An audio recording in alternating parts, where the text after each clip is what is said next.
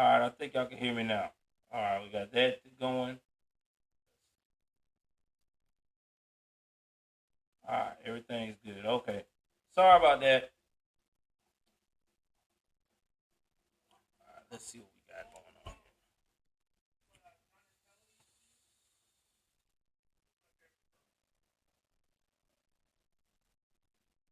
All right, so what is up, everybody? I'm glad to see everybody here tonight. Sorry about the little bit of a delay. I had to set everything up.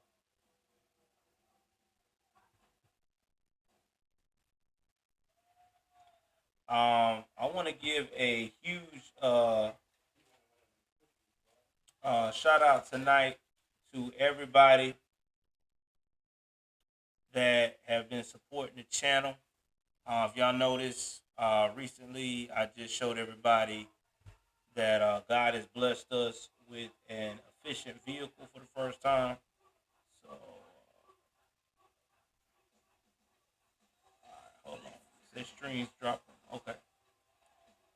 Make sure everything's good. Make sure I ain't got no lag.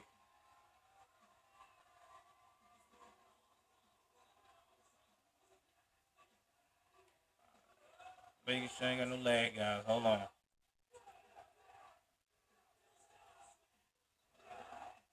I should be good. I shouldn't have no lag. Nothing coming up. But yeah, man.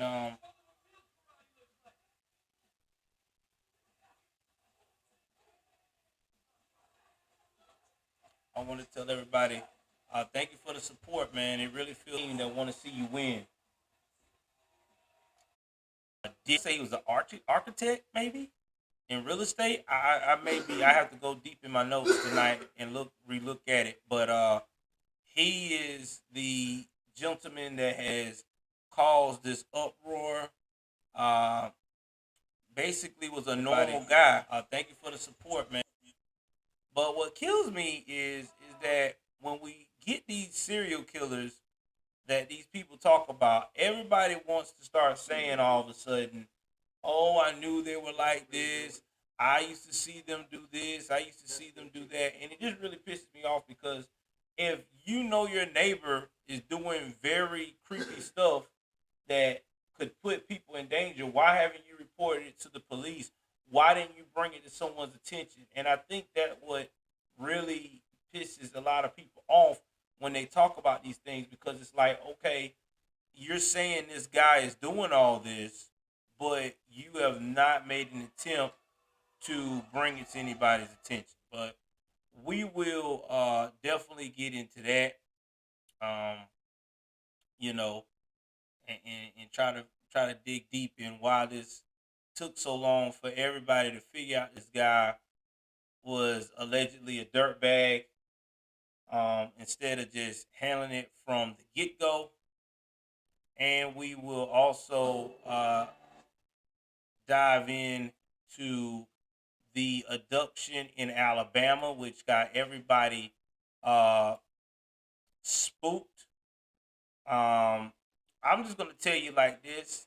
I really think it did happen, but I got my own ideas of what happened from what I've seen from crime stories, and maybe it's just me. I mean, y'all cannot agree to what I feel or what I think, but that's just my personal opinion. But we will talk about it. That's what we do here, right? We talk about these things, we share our opinion, and then we'll go from there. So hopefully we can find out what really happened to this young lady and go from there. All right. Enough with me talking and rumbling. Let's jump into the first story tonight that's got everybody like, what's really good out here? Um, let's jump into the story right quick, guys. What's up, Sonya? All right.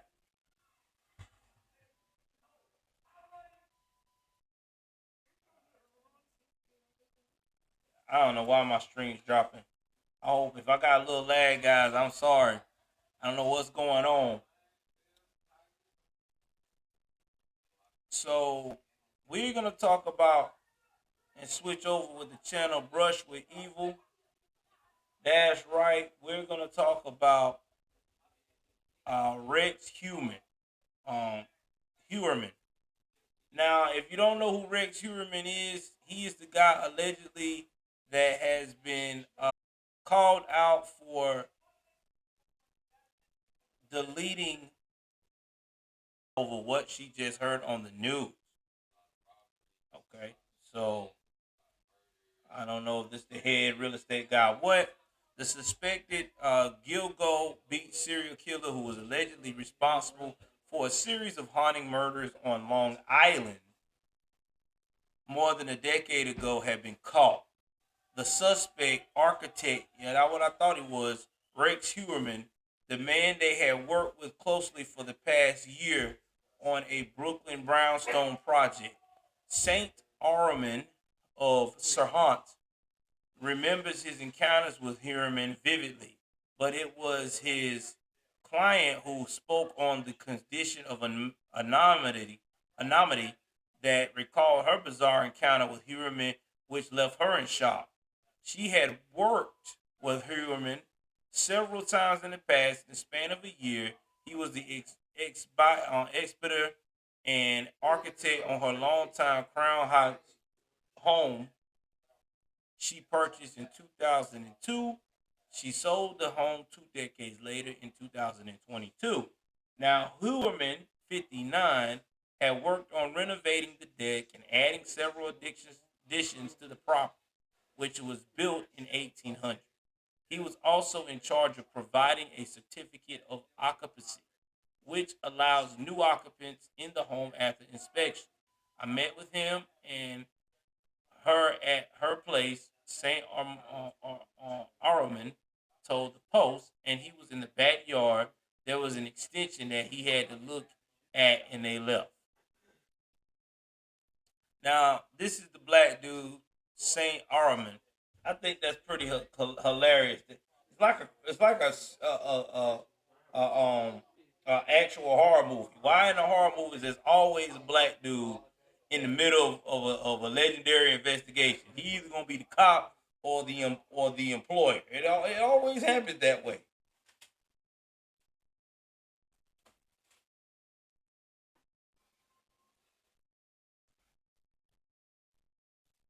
It always happens that way. And I think that is so hilarious.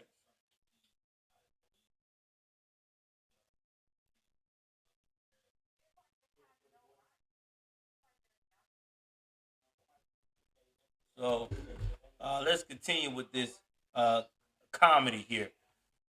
Well, it's not comedy, but craziness at the same time. So she drove him home one time because she actually relocated to Long Island.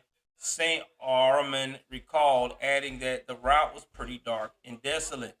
His client briefly recounted the evening to the Post on scope of work. She said, I even gave him a ride to his home in Long Island from Brooklyn.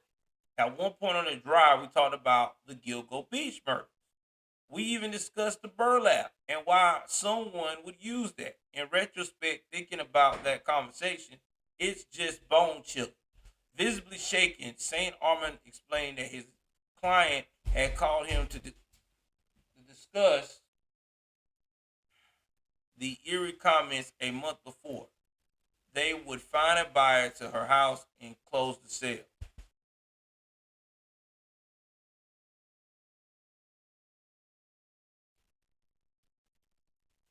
In that drive, they actually had a conversation about the murders.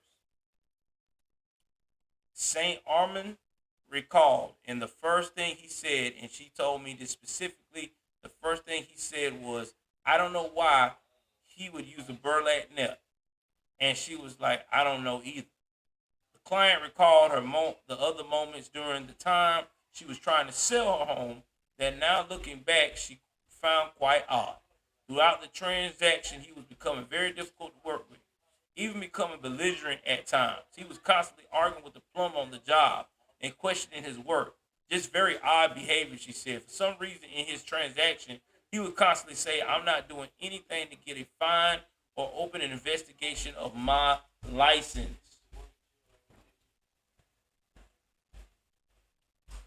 The client said that ultimately that was her final experience with human, Human. When we ultimately were able to close on the property, I had such a bad experience with Rex that I told him not to attend the closing. She said he is still needed to pick up the balance of payment, and he went to the attorney's office separately to pick up the check. Oh man, nice home right here, isn't it? Wow, very nice, nice home. And this is him now. Apparently, he had some disagreement with one of the women associated at the firm. The associate was so uncomfortable with her exchange with Rex that she refused to be in the office when he picked up the check. Ultimately, the partner at the firm gave the check to Rex when he arrived with the daughter. St. Armand said the home eventually closed to a celebrity buyer, but due to a secret trust, he's unable to identify the individual. So we got 1, 2, 3, 4, 5, 6. So far, 7, 8, 9, and 10 people are part of this killing. Now, if y'all don't notice or not, a lot of these killers. Let me get back to my main camera. A lot of these killers, man, they always come off very difficult with other people. They're going to be the ones that's going to be like, all right, I don't want to deal with this person. I don't want to work with you. Just being ridiculous. And at the time, you really think that they're really, um, maybe a perfectionist or something like that, but they're not. What they're really doing is that they just showing you a preview of what's to come. They have a control problem. And that's what's going on with this gentleman here. He had a very, very bad control problem. So, because of this is what these people was experiencing. They was actually experiencing someone who really was a danger, not only to the community, but everybody around him. Now, this guy had a wife, and I think he also had children as well. I'm going to tell you the victims that what they said about the victims. Now, the suspected serial killer Rex Heuermann, a New York City architect and married dad of two, was arrested in connection with the long unsolved Gilgo Beach murders. The arrest is tied to the so-called Gilgo 4 women found wrapped in a burlap within days of each other in late 2010. The years-long investigation that led to the arrest involved around the discovery of more than 10 sets of human remains along Ocean Parkway near Gilgo Beach in Suffolk County between December 2010 and April 2011. Most victims were petite female sex workers with green or hazel eyes, but there were also two exceptions: a 2-year-old girl and a young Asian man. So I'm about to tell y'all why a lot of these serial killers always prey on the homeless or prostitutes, especially before the internet got it popping to where you can actually now meet up with these women at your home and this, that, and the third without it being considered prostitution. Um, now, these back then, they know that these women were not close to their families. They were out here on the streets, and no one would miss them because they're already being missed by family members. So this is what they do. This this is why they do this, because it's an easier target to get away with. There's only been a few predators, serial killers, or even serial violators that focused on women or men that were not homeless or in the street. Very rare. They really want to focus on people that they can really get away with their crime and no one will find out what they're doing. That is the goal. This is what they like to do. All right, so let me drop some info here. One of the people that he responsible for out of the 10, I'm going to name their names that I can find. Melissa Bartholomew, she was 24. Let's go back here and see that. She was 24. She was a sex worker who lived in the Uniport section of the Bronx and dreamed of one day owning her own beauty salon. You know, and they got to say something positive because she was a sex worker. She was last seen alive in her basement apartment on Underhill Avenue on July 12, 2009. Oh, I know that. Lumberton, North Carolina, 007. You right. There is a serial killer. That's been going on for years. If it's who I think it is, that's been going on before I decided to join the Navy. That guy been killing for years. I mean, we talking about damn near 20 years he been killing. They still ain't caught him. They still ain't caught that dude. Or whoever that is. So yeah, that's been like that for years. In Lumberton, North Carolina is one of, listen, you want to know about some serial killers and some crazy, I think that whole city is cursed. I've never seen so many people die randomly there. And it's a small town. Lumberton is not that big. It really not. It's not as big as the next city over that is next to, Fayetteville, North Carolina. In fact, let me do a quick math here. Google Maps.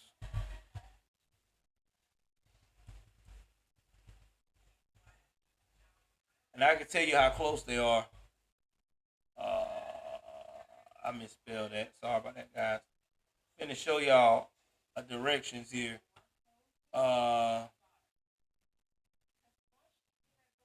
Starting point. Lumberton, North Carolina to Fayette. They're not that far from each other. Literally 37 minutes. I-95 North. Is really 30 minutes from each other. No BS. 30 minutes away from each other. You got Lumberton, and by car, you go to Fayetteville. It's a 30-minute ride. You gotta go by St. Paul's. You drive through St. Paul's. Drag on, boom, you hit Fayetteville. It's a 37 to 45-minute ride.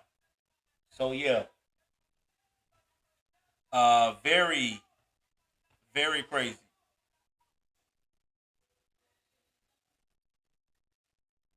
So Lumberton is not, and if you click on Lumberton, Lumberton has 19,000 people. What do Fayetteville has? Fayetteville has, let me see, population.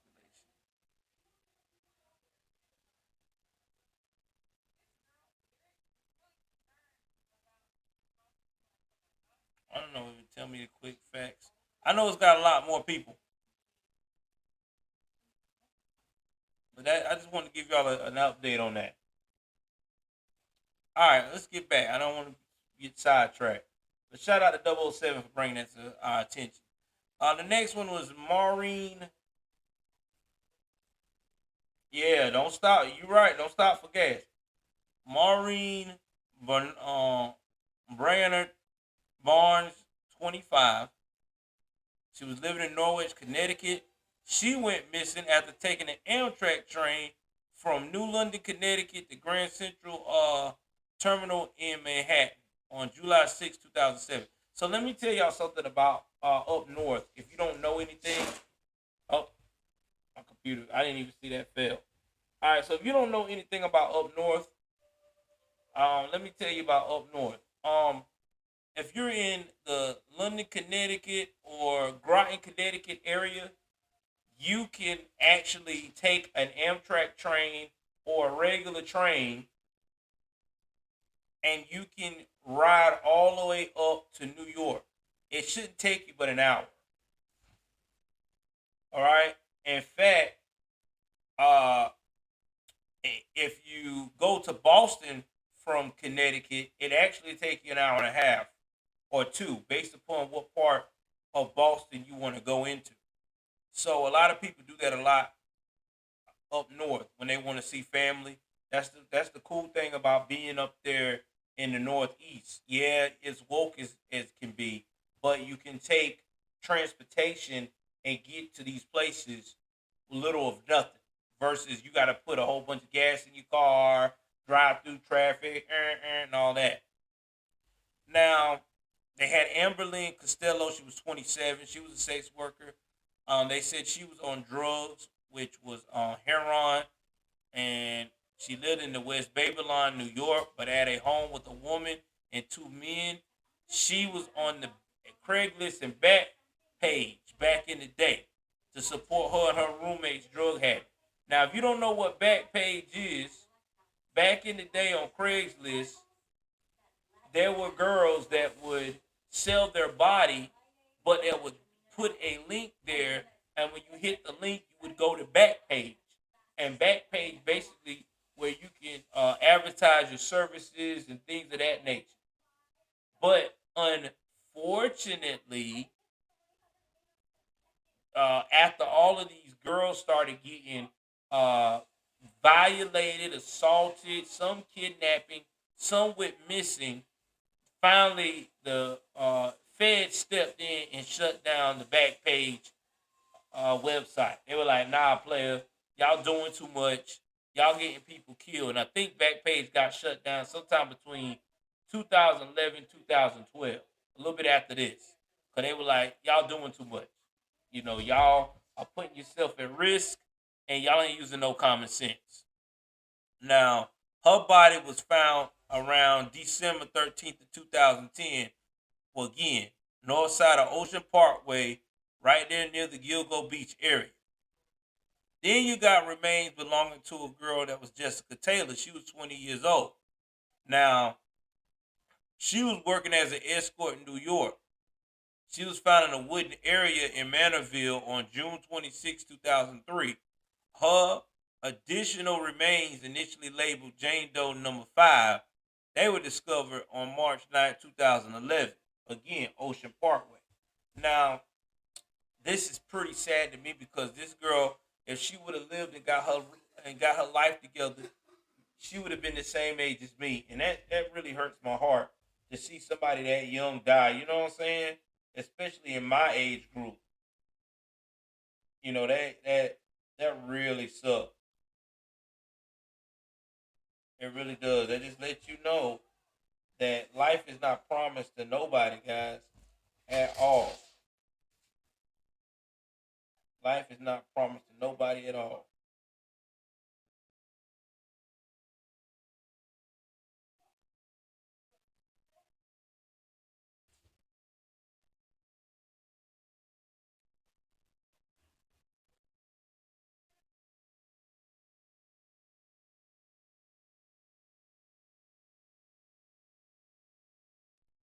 Now, see, you got more frames dropping. Hold on, guys.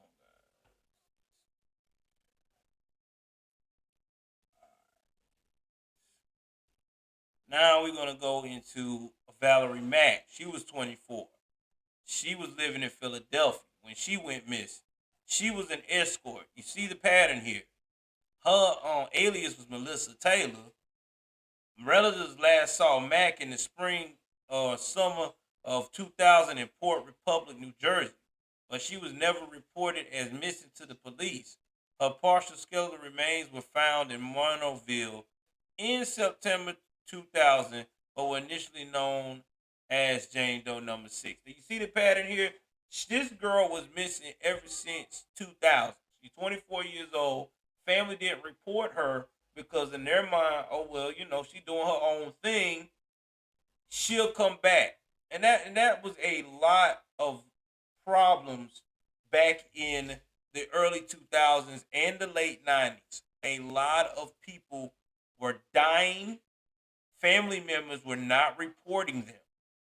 They would wait until the actual person was literally missing forever in a day. Oh my God, where is so and so? I haven't seen them in months because they were used to them being in the streets. So in their mind, they in the streets, they strung out on drugs and that substance abuse. They like, well, whatever, we'll deal with it, or we'll see them when we see them. And this is how a lot of people went missing. A lot of people. Next, we had an unidentified Asian man. Let's go back to that one. Now, his skeletal remains were found on April 4th, 2011. He was between 17 and 23 years old at the time. He was approximately 5'6", tall, inches tall, with bad teeth. Now, he could have also been a sex worker. He could have been a transgender, because there are a lot of people in that escort business in New York that do that as well too. Back in that time. Now, Peaches and her daughter. This is crazy. An African American woman partial remains was discovered in Hempstead Lake State Park back in 1997, and she had become known as Peaches because of a bitten tattoo of a peach on her left breast. On April 4th, 2011, police uncovered the remains of a toddler who was about 2 years old at the time of her death. DNA testing confirmed that one of the skeletons was that of the 2-year-old girl's mother, Peaches. Now, he might not have done this one. Maybe. I don't know for sure. But usually when you see something like that sinister, I wouldn't be surprised if that's like a more closer to home, like a boyfriend or whoever that was could be the child's father. You never know, could have been involved in that. Because most of the time when you see someone kill a child and a mother like that, usually they're trying to get away from responsibility. You know what I mean? It's something going on in that relationship to that core where they got to do that. So I would not put that past that what that could have been. But then again, it could have been him. So we'll leave a question mark on that one. All right, the next one, Jane Doe number 7. Now this was found on April 2011. Now, with the body of the woman dubbed Peaches was linked by DNA to a body that was found 15 years earlier on Fire Island on April 20th, 1996. Skeletal remains of a young white female was discovered in Davis Park on Blue Point Beach. Two sets of remains, collectively known as Jane Doe number 7, has not yet been identified. And then there is Shannon Gilbert, 23. Again, Craigslist was an escort. She lived in Jersey City. She traveled with her driver, Michael Pack, from Manhattan to meet a client, Joseph Brewer, at his home in the Oak Beach Association in the morning of May 1st, 2010. She spoke with two neighbors before disappearing. Her body was discovered in a marsh near Oak Beach, and half a mile from where she was last seen alive on December 13th, 2011. So, and it's sad. It really is that this is what happened. Now, they said that she's someone that really supported this guy, the St. Marcel, his client. She always spoke highly of him in his work. Saint Amar told the Post he mostly served as a mediator because the plumber on the job was getting frustrated with humormen. And that's just how they act. They always, it's like this, and I'm not going to read anymore. I'm going to put the camera back on me for a minute, guys. So we can really get into this here.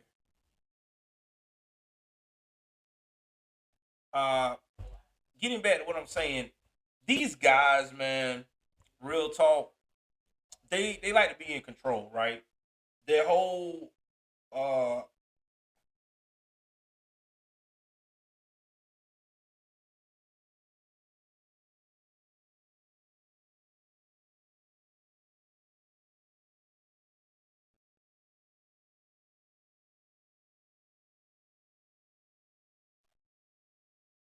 sorry, get that taken care of right quick. But usually they got to be in control. Now if they're not in control, they lose it. They have to be in control in their job. They have to be in control at their home. They have to be in control, and they have to feel a superiority. They have to be the center of their universe. I mean, look at Dennis Rader. Uh, this guy for years, BTK, when he wasn't trying to kill people and tie them up and torture them, he was the center of attention. He liked to be considered the hero, the Mr. Do-Gooder. He liked to be at his church being the supreme deacon. When he was at home, he liked to be pampered. He liked his wife to be very, very submissive. And let me tell you about those type of people too. Their submissive level is different from a red pill guy submissive level. When I say they're submissive to the point that they want you to damn near kiss their ass. Literally. Very submissive and very manipulative. Okay? Very manipulative, and they do a lot of emotional abuse. They have to be in control. Everything has to be their way or the highway. And a lot of people don't get that with these type of folks. And that's why they're able to operate the way they operate. That's why they're able to get in these high end jobs and go undetected. Because people think, oh, they're just a genius and this is just how they operate. No, no, no. These people are dangerous, and if you don't play along the way they want you to play along, you can die. Just being honest about it. I mean, it's just real.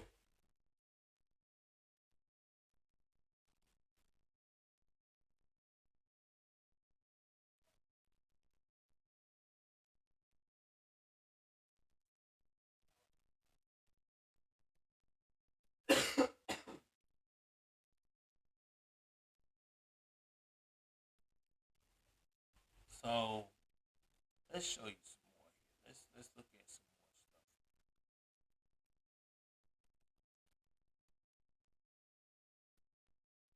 Let's see what else we got on this guy.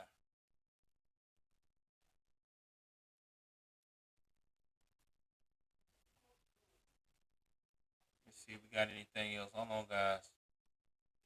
I wanna cover everything about this man because this is a crazy story. Before I get to anything else, because I know everybody wanna.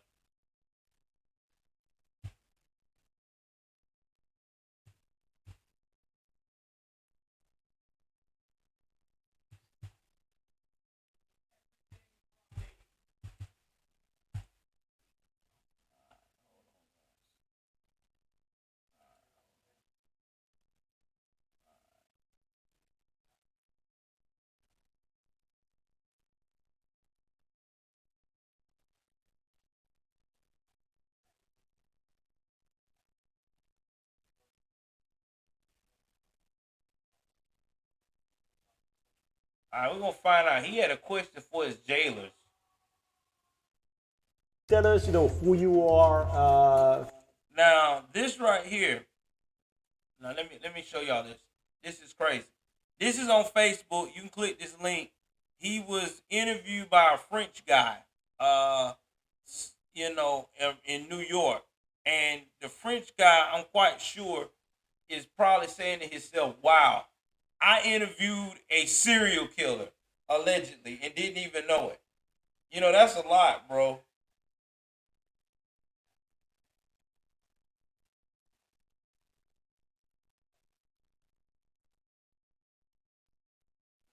That's a lot. That is a lot. And if you look at him, he looked like the regular stand up basic white guy. You know what I'm saying? I would say white guy. Let me rephrase that. A standard next door type of guy. You know what I'm saying? Like he just looked like the office guy. Like you would never think he had that kind of mindset. But you know what they say? Monsters come in all types of forms. And I feel sorry for his wife. Because think about his wife and his two kids.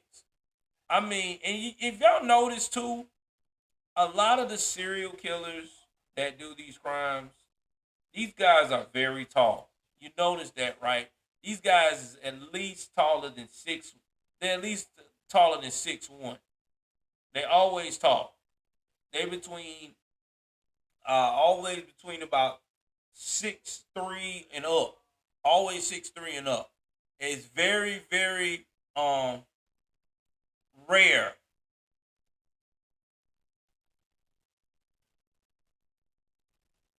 Now, here's the thing about him. This guy had up to 300 types of weapons. He had video equipment and other items. Listen, I'm a gun fanatic myself, but 300 weapons. What do you need that many weapons for, sir? That's a lot of weapons.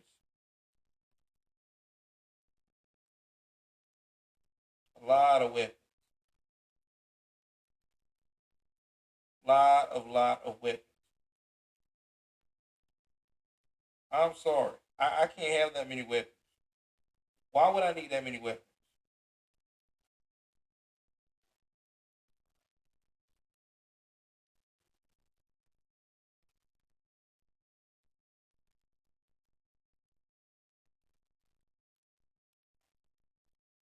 Too many weapons, bro. All right, let's see what else it is. Then they had a search warrant at Amityville storage. Guys, Amityville, remember that? The horror show? Oh my God. True story, that's crazy. To the hulking murder suspect, which suspects search authorities searching for body parts or trophies of the crime. Lord Jesus. That's just crazy, man.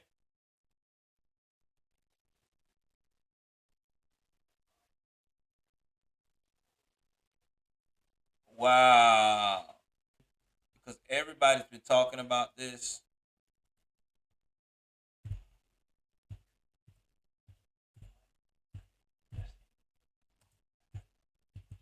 I want to say I appreciate everybody hanging out tonight. Again, I'm sorry this was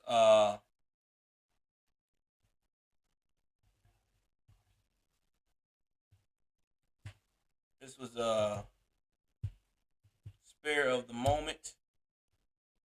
Okay. So we're gonna go and start from the top and talk about this whole story, how this happened, and everything else. So give me one moment and let me pull this up. Y'all hit that like button, man. Also, too, man, if y'all can show support, show some love tonight.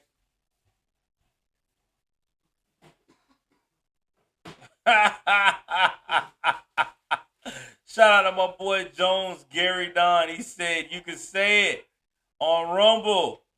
White guys have a problem with being serial killers. You know I have to watch what I say, Jones, Gary Don, because I don't want people to think I'm being one dimensional. So that's why I like to watch what I say. But either way it goes, let's get back to the things that's going on at hand. Let's see.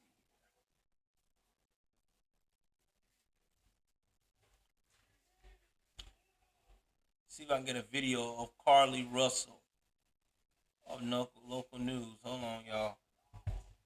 'Cause I want to play what the news is saying.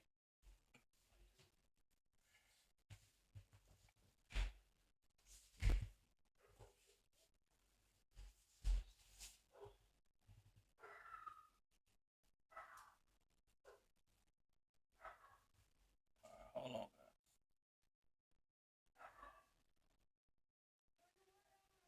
All right. We got an update. I'm gonna play the update.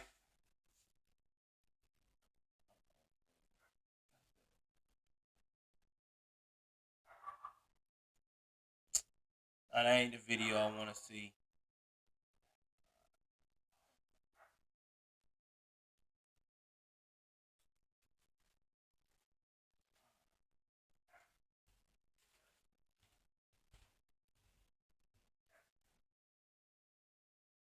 $5. Tommy, the bastard. Thank you for the support, brother.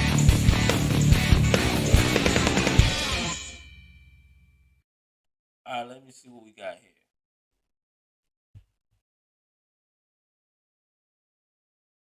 Is home safe. So thankful.